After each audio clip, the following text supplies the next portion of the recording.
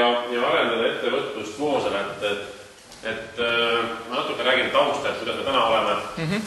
Täna me oleme Anijaala Hääleküla, mis siis külas tehtud on, kui nüüd vaadata ringi, tegelikult külas on tänast hetkel olema siiski on 2 töökohta, ütleme 1,5 töökohta, üks on rahvamaa juhataja, teine on siis rahvamees koristaja kohta, need on küll valla palgal.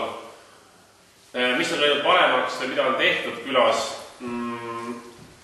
Rahvamajal on täna peal siis mitmes 3. projekt.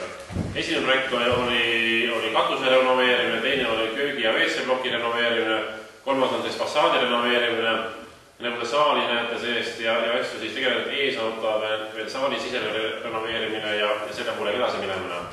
Siis MTÜ poole pealt on loodud külaselts, Voose külaselts ja me oleme täna arendanud tegelikult külaplatsi ja meie nägemus on olnud küla arengukavast lähtuvalt siis turism, sest et me täna ei näe siin tootmist, kuna pole vastavalt, ütleme nii, et meil ei elaniskonda selle jaoks, et kes võiks tegeleda tootmisega, et töölisi siit panna. Ja täna me otsimegi lahenduse sellele küsimusele, kuidas arendada töökohti või luua töökohti ja arendada ettevõtlust Voosele.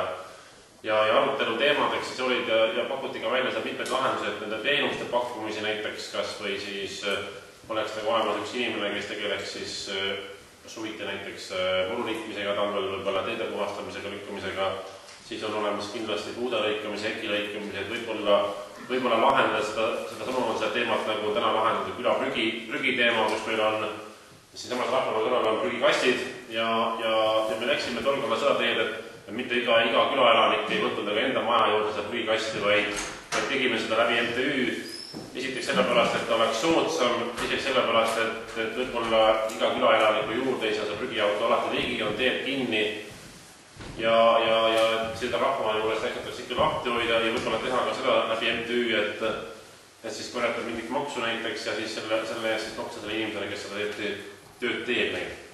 Ja teine teema oli siis ka sealt juurest välja tules, et seda turismi teemat, et pakkuda erinevaid teenuseid, lahendusi, et hakata tooma rahvast siia korraldada üritusi,